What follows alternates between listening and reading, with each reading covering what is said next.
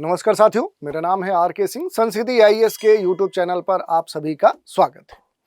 आज के अपने इस एपिसोड में एक बड़े ही महत्वपूर्ण शोध की चर्चा करने वाले हैं। बात करें तो काकरोच के दूध की चर्चा करने वाले हैं, जिसके संदर्भ में शोधकर्ताओं ने काकरोच के दूध को सुपर फूड माना है। और आप सभी जानते हैं कि जो दूध है, दूध को संपूर्ण आहार माना जाता है, क्योंकि इसमें लगभग जरूरी सभी जो न्यूट्रिएंट्स हैं वो शामिल होते हैं। लेकिन गाय भैंस के दूध से भी ज्यादा क्या कुछ पौष्टिक हो सकता है? जवाब है काकरोच का मिल्क, यानी काकरोच का दूध, जिसे वैज्ञानिकों ने सुपर फूड की कैटेगरी में शामिल किया है। क्या कभी आपने ये सुना है कि काकरोच का जो दूध है ये गाय भैंस के दूध से भी ज्यादा पोषक तत्व वाला हो सकता है? और जो साइंटिस्ट हैं, जो शोधकर्ता हैं, उनकी जो शोध है, उसका जो रिपोर्ट आया है, उस रिपोर्ट की माने तो इस काकरोच का जो दूध है इसमें कैलोरी से लेकर पोषक तत्वों की जो मात्रा है वो भी साधारण गाय भैंस की तुलना में 3 गुनी ज्यादा होती है। लेकिन इस पूरे मुद्दे में अगर हम देखें कि इसी मुद्दे की हम चर्चा करने वाले हैं कि जिसे काकरोच मिल्क कहा जा रहा है, ये क्या है। और इस पूरे मिल्क के संदर्भ में देखें तो वास्तव में ये जो पूरा रिसर्च है इसमें ये कहा गया है कि जो काकरोच मिल्क है ये कोई दूध नहीं है, बल्कि पीले रंग का एक फ्लूइड है। जो ये फ्लूइड है ये हार्ड होकर क्रिस्टल का रूप एक धारण कर लेता है। तो इसी के बारे में हम जानने का प्रयास करेंगे कि क्या जो काकरोच मिल्क है आखिर ये है क्या, और क्या सचमुच में ये फायदेमंद है। और इसी रिसर्च से जुड़े हुए जो भी अहम जो पहलू हैं उन पर भी हम बात करेंगे। तो चलिए एक एक करके देखते हैं। काकरोच का जो दूध है ये शोधकर्ता इसे क्यों मानते हैं सुपर फूड, यही विषय है, इसी की हम चर्चा करने वाले हैं क्योंकि ये चर्चा में है। इंटरनेशनल जो यूनियन ऑफ क्रिस्टलोग्राफी है, इसके एक जर्नल में प्रकाशित अध्ययन की माने तो काकरोच का जो दूध है ये गाय भैंस की दूध से 3 गुना अधिक ऊर्जा प्रदान करता है। और सुपर फूड्स को उनके असाधारण जो पोषण मूल्य हैं उनके लिए जाना जाता है, जिनमें वेरीज, नट्स, पत्तेदार साग जैसे जो खाद्य पदार्थ हैं उन्हें शामिल किया जाता है। लेकिन अब आश्चर्यजनक जो दावा खुलकर सामने आया है वो है काकरोच मिल्क का। और इसके संदर्भ में शोधकर्ता जो हैं उनका ये मानना है कि ये जो पदार्थ है अब तक का सबसे पोषक तत्वों से भरपूर एक प्राकृतिक यौगिक हो सकता है। और इसी कारण से ये जो शोध है ये चर्चा का विषय बनी हुई। तो थोड़ा सा इसके बारे में देखते हैं। जो काकरोच मिल्क है, काकरोच का जो दूध है, तो काकरोच का जो दूध है वो असल में एक दूध के फॉर्मेट पे नहीं है, बल्कि ये एक पीला तरल पदार्थ है, एक पीला फ्लूइड है, और जो काकरोच के बच्चों के पेट में क्रिस्टलीकृत होता है। जैसा कि हमने बताया कि एक तरह से देखेंगे तो वास्तव में ये काकरोच मिल्क जो है ये कोई दूध नहीं है, बल्कि पीले रंग का एक तरल पदार्थ है जो हार्ड होकर क्रिस्टल का रूप धारण कर लेता है। इसे पैसिफिक बीटल जो काकरोच है उससे प्राप्त किया जाता है। और इस तरल में एक अद्वितीय जो पोषण संरचना है वो देखने को मिलती है, जिसमें प्रोटीन, आवश्यक एमिनो एसिड, शर्करा, उच्च जो इनकी मात्रा है वो देखने को मिलती है।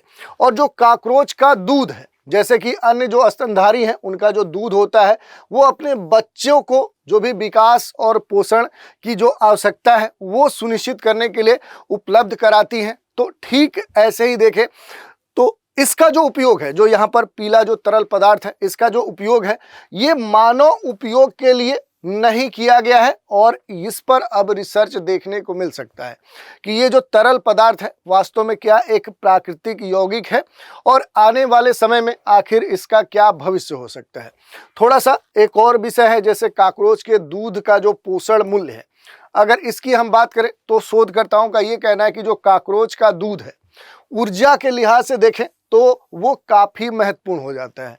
और एक अध्ययन में ये देखा गया कि ये जो दूध है ये भैंस या गाय के दूध से 3 गुना अधिक कह सकते हैं कि ऊर्जा प्रदान करने वाला है। और इसमें जो भी जरूरी प्रोटीन, वसा, जो ग्लाइकोसिलेटेड शर्करा है, आवश्यक जो फैटी एमिनो एसिड है, तो इस तरह के विभिन्न जो न्यूट्रिएंट्स हैं वो इसमें उपलब्ध हैं। और ये जो पोषक तत्व हैं ये कोशिका की जो मरम्मत है, जो सेल्स हमारे धीरे धीरे क्या होते हैं, कमजोर होते हैं, फिर डेड हो जाते हैं, उनके लिए सबसे महत्वपूर्ण हो सकता है। और काकरोच का जो दूध है, इस दूध की जो पोषण संरचना है इसे ऊर्जा से भरपूर बनाती है और स्वस्थ आहार का एक उत्कृष्ट विकल्प भी बना सकती है, खास करके वैसे लोगों के लिए, वैसे व्यक्तियों के लिए जिन्हें उच्च कैलोरी की आवश्यकता होती है। तो इस कारण से देखें तो अब ये महत्वपूर्ण माना जा रहा है। इसके अलावा देखें तो क्यों है ये एक सुपर फूड, इसकी अगर हम बात करें तो सबसे पहले तो हमें ये जानना होगा कि आखिर सुपर फूड होता क्या है।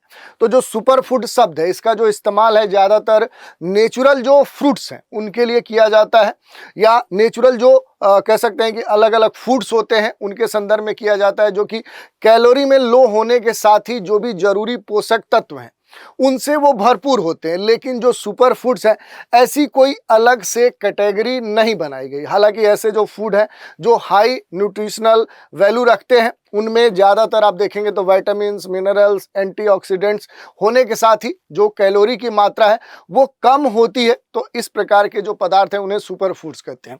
तो यहाँ पर ये बात कही गई कि जो काकरोच है, काकरोच का जो दूध है ये उच्च कैलोरी घनत्व के साथ देखने को मिल रहा है, जिससे एक उच्च ऊर्जा स्रोत इसे बनाता है। दूसरी अगर हम बात करें तो ये धीरे धीरे शरीर का जो पोषक तत्व है उनको छोड़ता है, जिससे शरीर में निरंतर क्या होता है, ऊर्जा का जो फ्लो है, एनर्जी का जो फ्लो है वो बनाए रखता है। और इसके लैक्टोज मुक्त और हाइपो एलर्जेनिक जो गुण है इसे लैक्टोज असहिष्णु और एलर्जी से पीड़ित लोगों के लिए महत्वपूर्ण बनाता है।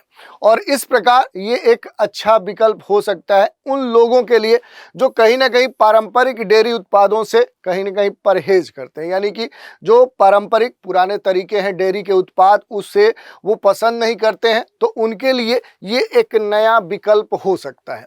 अब थोड़ा सा यहाँ पर अब बात हो जाती है जो काकरोच की फार्मिंग है, क्योंकि अगर इस तरह के कह सकते हैं शोध आ रहे हैं तो इसके संदर्भ में हो सकता है कि आने वाले समय में इसकी फार्मिंग भी की जाए। जैसे कि अलग अलग फार्मिंग कृषि की जाती है तो वैसे ही इसके पालन के संदर्भ में भी कंसेप्ट देखने को मिल सकता है। तो देखिए, काकरोच फार्मिंग के अगर लाभ की बात करें तो काकरोच जो फार्मिंग है ये कम जमीन में यानी कम क्षेत्रफल में और कम पानी की आवश्यकता में किया जा सकता है।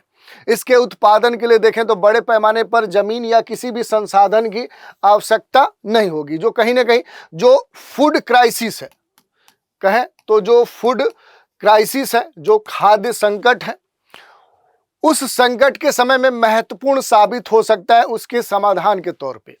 और इस प्रक्रिया के दौरान जो काकरोच है उनसे दूध प्राप्त करने के लिए बहुत कम जो प्राकृतिक संसाधन है उनका उपयोग किया जाता है, जिसे देखें तो ये अन्य जो प्रोटीन के सोर्स हैं, अदर जो प्रोटीन के सोर्स हैं उनकी तुलना में अगर इससे तुलना की जाए तो ये अधिक संचित करने योग्य सतत तौर पे एक विकल्प हो सकता है। तो इस कारण से देखें तो इसके लाभ हैं। इसके अलावा देखें तो क्या ये मानव उपभोग के लिए पूरी तरह से सेफ होगा, सुरक्षित होगा, ये सबसे महत्वपूर्ण विषय है। तो वर्तमान में जो काकरोच का दूध है उसको मानव उपभोग के लिए सुरक्षित नहीं माना जा सकता है और इसकी जो सुरक्षा है इस पर अभी तक बहुत बड़े स्तर पे, अलग अलग स्तरों पे, स्टेज पे अभी भी कोई अध्ययन नहीं किया गया। संभावित जो भी एलर्जी प्रतिक्रियाएं हैं और जो संक्रमण के जोखिम हैं वो इसके सेवन से जुड़ी चिंताओं का विषय बन सकते हैं। खासतौर पर देखें जो प्रेग्नेंट महिलाएं होती हैं उनके लिए एक काफी जोखिम भरा विकल्प हो सकता है। तो मूल रूप से यही बात कही जा रही है कि अभी तक इस पूरे काकरोच मिल्क के संदर्भ में कोई खास शोध नहीं हुआ है। इसके जो साइड इफेक्ट्स हैं क्या हो सकते हैं वो अभी सामने नहीं आए हैं। तो इस पर अब आने वाले समय में जब शोध हो जाएगी, भविष्य में इसके बारे में बहुत सारे जो रिसर्च हैं उनके परिणाम आएंगे और उनका जब एनालिसिस हो जाएगा तब पता चलेगा कि आखिर ये जो काकरोच मिल्क है ये मानव के लिए कितना लाभदायी है। अब भविष्य में इसके लिए क्या संभावना है, इसकी अगर हम बात करें तो वैज्ञानिक का यही मानना है, जो भी अभी तक शोध हुए हैं उसमें शामिल जो वैज्ञानिक थे उनका ये कहना है कि यदि उत्पादन की चुनौतियों को हल किया जाता है तो काकरोच का जो मिल्क है, जो दूध है, ये सुपर फूड के रूप में व्यापक तौर पे क्या हो सकता है, पॉपुलर हो सकता है। और इसकी जो पोषकता है, जो इसमें पोषण तत्व हैं, जो पोषक तत्व इसमें विद्यमान है, वो संभावित सतत जो उत्पादन है वो इसे भविष्य में एक महत्वपूर्ण ऊर्जा का स्रोत बना सकते हैं। और भविष्य में जो प्रयोगशालाएं हैं, जो लैब है, जहां पर जो संश्लेषण किए जाते हैं, जैसे खमीर है, सूक्ष्मजीवों का जो आनुवांशिक इंजीनियरिंग है, इसके द्वारा जो कॉकरोच का मिल्क होगा, जो दूध होगा, उसमें पाए जाने वाले जो उसके समान जो प्रोटीन होंगे, उनका उत्पादन बड़े स्तर पे किया जा सकता है। जिससे क्या होगा कि इस पूरे मामले में देखें तो कीड़ों से इसे प्राप्त करने की आवश्यकता नहीं पड़ेगी। सुरक्षा परीक्षणों और मानव उपभोग के लिए सुरक्षा की पुष्टि होने के बाद इसे खाद्य स्रोत के रूप में इस्तेमाल किया जा सकता है। तो ये इसका भविष्य बताया जा रहा है अभी तक जो शोध हुए हैं। तो ये पूरी चर्चा हमने देखी कि आखिर जो ये कहा जा रहा है कि गाय भैंस के दूध से अधिक पोषक तत्व वाला दूध क्या है, कॉकरोच मिल्क है। तो इस पूरे विषय की चर्चा हमने की। इसी चर्चा पर आधारित एक प्रश्न देखते हैं, कॉकरोच का जो दूध है वो किससे प्राप्त होता है? कॉकरोच मिल्क की बात कही जा रही है।